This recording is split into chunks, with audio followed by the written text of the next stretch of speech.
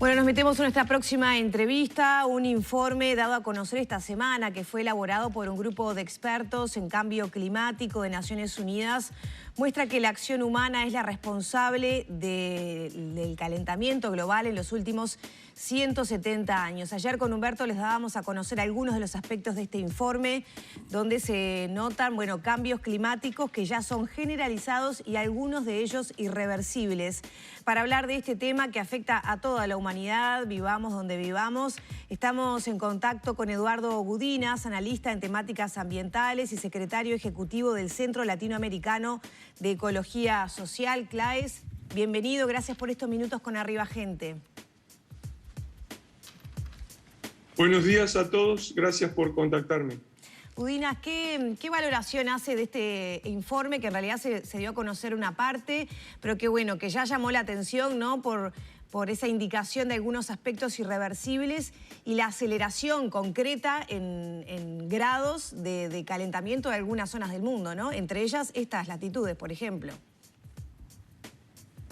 Bueno, el informe es una actualización de este panel que se organiza en el marco de Naciones Unidas y por lo tanto allí coexisten la academia y los gobiernos, y lo que reporta es, primero, confirma que está en marcha un proceso de clima global en varios aspectos, no solo el calentamiento. Segundo, indica que seguramente ese cambio se debe a acciones humanas y entre ellas pone el énfasis en la emisión de lo que se llama gases de efecto invernadero, donde ahí están sobre todo el dióxido de carbono, que es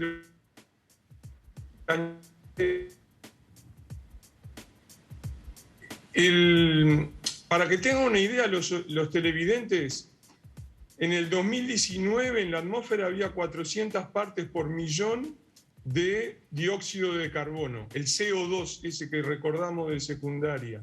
En los 500.000 años antes.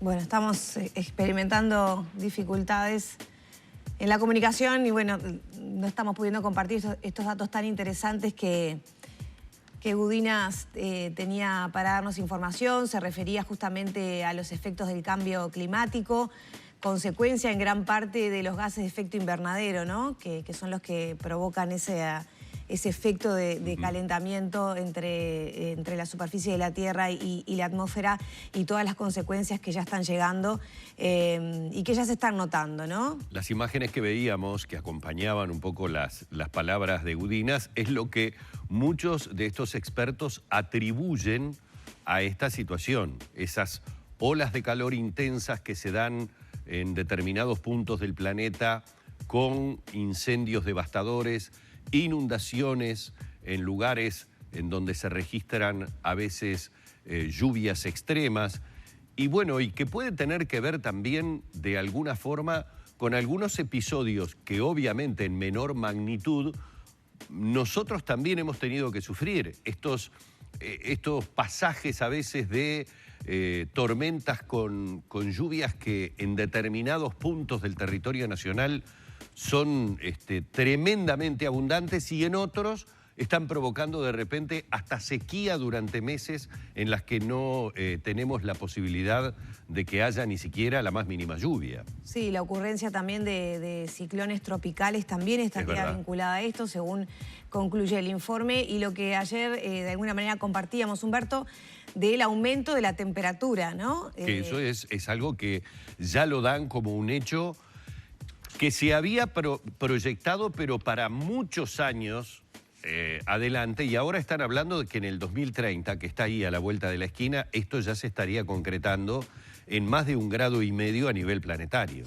Sí, hay un acuerdo que muchos países firmaron, el Acuerdo de París, en el año 2015, que había un compromiso de no superar el 1,5 grados a la época preindustrial. Bueno, ya se sabe que el aumento de la temperatura próximamente superará el 1,5 grados, ¿no? El acuerdo, perdón, era no superar los 2 grados, ya se sabe que se va a superar el 1,5 grados en promedio, y eso también ponen un brete a muchos de los países. De hecho, ayer cuando en un momento estábamos hablando del tema, tú, Lore, estabas leyendo lo que era el desglose y el análisis ya de expertos argentinos con los datos brindados, digamos, por la ONU, cuáles iban a ser las consecuencias directas en el territorio argentino. Y la verdad que había situaciones, por un lado de sequía, por otro lado de lluvias extremas, de menores nevadas en algunos lugares, pero también de mayor derretimiento de los hielos en muchos puntos. Las consecuencias, bueno, son innumerables, especies de animales y de vegetación que no va a poder sobrevivir a estas condiciones, por ejemplo. Retomamos la comunicación con Gudinas, ahora vía telefónica, así que le agradecemos la paciencia. Usted venía contándonos, bueno, cómo han aumentado los valores del CO2 en ambiente. Me gustaría repasar eso porque justo ahí se nos cortó la comunicación y eran datos muy interesantes que usted venía compartiendo. Sí, lo que les decía era de que al 2019 en la atmósfera había 400 partes por millón, que es la medida que se utiliza. Pero si esto se compara con los 500.000 años antes de los que hay registros, las variaciones iban de 150 a 300 partes por millón. Y lo que les iba a decir justo cuando se cortó es que en exclusiva para ustedes estoy mirando el registro de las partes por millón de CO2 del observatorio que hay en Hawái, que era el lugar de referencia, para el 10 de agosto, la fecha más reciente, o sea, el pasado martes, y estamos en 414 partes por millón. Sí, entonces, eso indica que la situación es realmente grave. En algún punto, cuando inició la pandemia, ¿no?, había una mirada un poco esperanzadora. No se condice con estos datos que usted está compartiendo de agosto, ¿no? En que de alguna manera, bueno, la bajada de llave de algunas industrias o una conciencia un poco más global de esta concepción de una única salud, ¿no?, ambiental, humana, animal, bueno, podían hacer cambiar la visión. Parece ser que eso no va a pasar, por lo menos, ¿no? No, de hecho no va a suceder, y además los datos preliminares de lo que está sucediendo en el 2021 es que hay en marcha un efecto rebote y van a volver a aumentar las emisiones, especialmente aquellas que se originan en centrales de energía eléctrica que utilizan la quema de carbón, como en el siglo pasado, y eso aumenta las concentraciones en la atmósfera y van a seguir aumentando al ritmo en el que estamos ahora. ¿Qué pasa con los compromisos internacionales de los países para, bueno, ir bajando, disminuyendo la emisión de gases de efecto invernadero? Bueno, los compromisos en general no se cumplen porque de hecho estos siguen aumentando.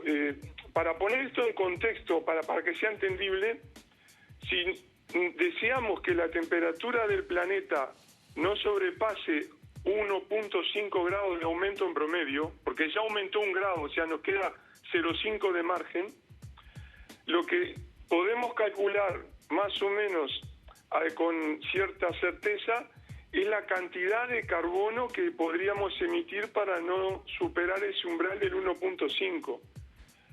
Los cálculos rondan de que lo que nos queda para emitir son 300.000 millones de toneladas de carbono. Pero ya estamos emitiendo 35 por año. O sea, a este ritmo, en 10 años, menos de 10 años, sabemos que vamos a cruzar ese umbral. Y al cruzar ese umbral ocurre todo lo que ustedes estaban diciendo antes, que este reporte presenta con más detalle porque ofrece escenarios a nivel continental y de subregiones dentro del continente. Entonces, para América del Sur, también de forma muy esquemática, pero para que transmitir el cuadro, el nordeste de Brasil y el centro de Brasil van camino a ser entre un desierto y un semidesierto. Se confirma que toda la región central de Chile va a ser un desierto. Va a haber alteraciones en el régimen de lluvias con precipitaciones, eventos de precipitaciones concentradas en cortos periodos de tiempo, alternados con sequía en la Cuenca del Plata, y afectaciones muy severas de los ambientes de base agropecuaria que mantienen la producción agropecuaria en nuestros países y también aquellos naturales remanentes como pueden ser los bosques o los grandes humedales y bañados. Bueno, un panorama desolador, ¿no? Para poner, digamos, una esperanza, una luz, además a plazos muy cortos, ¿no? Porque estamos hablando de que estas consecuencias ya se van a empezar, ya se están percibiendo, pero quizá con más fuerza dentro de 10 años, ¿no? Dentro de 10 años es cruzar ese umbral si no se toman medidas. Ahora, el panel lo que indica es que deben ya iniciarse emisiones netas cero, o sea, lo mismo que se emite en gases invernadero debe ser captado en algún sitio. La diferencia de este reporte es que comienza a prestarle más atenciones a otros gases invernaderos como el metano, que es el que se produce, por ejemplo, en procesos agropecuarios, se generan los bañados y por lo tanto ahí también por ese lado se mezclan cuestiones de producción agropecuaria e intereses comerciales versus metas de protección ambiental. Y eso explica la disputa y la dificultad de tanto de los países industrializados como los del países del sur en tomar medidas efectivas de reducción de esos gases. Claro. Gudinas, ayer compartíamos con Lorena y lo dábamos a conocer a nuestra audiencia como una suerte de bajada a tierra de expertos argentinos de todas estas conclusiones a las que se había llegado por parte de la ONU y en qué específicos puntos del territorio argentino iban a comenzar progresivamente a sentirse, como usted acaba de hacer una buena puntualización, sequías, lluvias extremas, por lo tanto muy probables inundaciones, en algunos casos escasez de nevadas y en otros casos de cielo prematuro de zonas nevadas. En el caso concreto de Uruguay, nosotros, ¿qué podemos estar viendo hoy que ya comience a producirse y debemos atribuirlo a esta situación? ¿Y qué podemos esperar de las consecuencias, por ejemplo, de nuestros vecinos, como usted recién habló de Brasil? Yo ahora le decía lo que comentaban ayer los expertos argentinos. Bueno, Uruguay está en una zona de bisagra, porque por un lado, al nivel de que se están haciendo estas evaluaciones, tenemos influencias que corresponden a los efectos del cambio climático en el centro de Brasil, Paraguay y Bolivia, el centro continental, y por el otro lado la cara que nos da Argentina y finalmente en este triángulo imaginario la otra cara que da al Océano Atlántico. Entonces, a partir de lo que dice el informe y apuntando al texto del informe, Uruguay está dentro de aquella subregión en que se predice que es probable que ocurran estas variaciones en el régimen de lluvias, que acá pasó ahora al sentido común, que es lo que estamos viendo ahora, que en un fin de semana puede llover lo que llovería en todo un mes. Entonces, los meteorólogos negacionistas del cambio climático dicen, no, los promedios de lluvia son los mismos, pero lo que pasa es que tengo 3-4 semanas sin agua y me caen 80-100 milímetros en un fin de semana. Exacto. Entonces, eso es lo que predice estos modelos y lo que pone la alerta el reporte del panel intergubernamental en cambio climático. Y eso tiene consecuencias en el sector agropecuario. Por otro lado, va a haber un aumento del nivel del mar que no es como se imaginan las personas en las películas, que de un día para el otro va a subir el nivel del mar en nuestras costas. Pero lo que ocurre es que va a haber tormentas, y estas tormentas con mayor frecuencia a nivel del mar va a ir penetrando hacia tierra adentro y se van a ver, por lo tanto, con más frecuencia destrucciones en infraestructura costera, pérdida de ramblas, caídas de casas, pérdida de playas y así sucesivamente. Y finalmente hay implicaciones para la producción agropecuaria por toda la afectación de temperaturas y de régimen de lluvias. Va a haber afectaciones en la pesca, en las pesquerías, porque otra de las cosas que predice el informe del panel es la acidificación de los océanos. De eso también ya hay evidencias, algunas más lejanas para nosotros, que es la reversión de los corales, precisamente por estas cuestiones.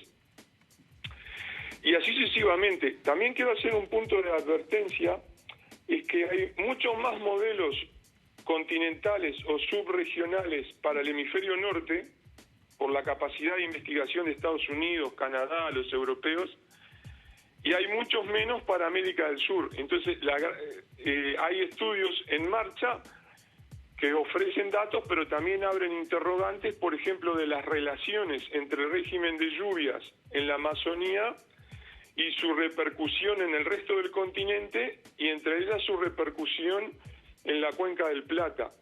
Y lo estamos viendo ahora con esta mega sequía que hay en la cuenca del río Paraná, que va camino en ser la más importante en los últimos 100 años, que no solo es la sequía en sí mismo del río, esas imágenes que ustedes ven a personas cruzando el río Paraná en Santa Fe, en Argentina, sino su asociación a la falta de lluvias más hacia el norte y su vinculación de este factor con los cambios que ocurren en los bosques tropicales en la Amazonía, que generan esas lluvias que nutren el continente.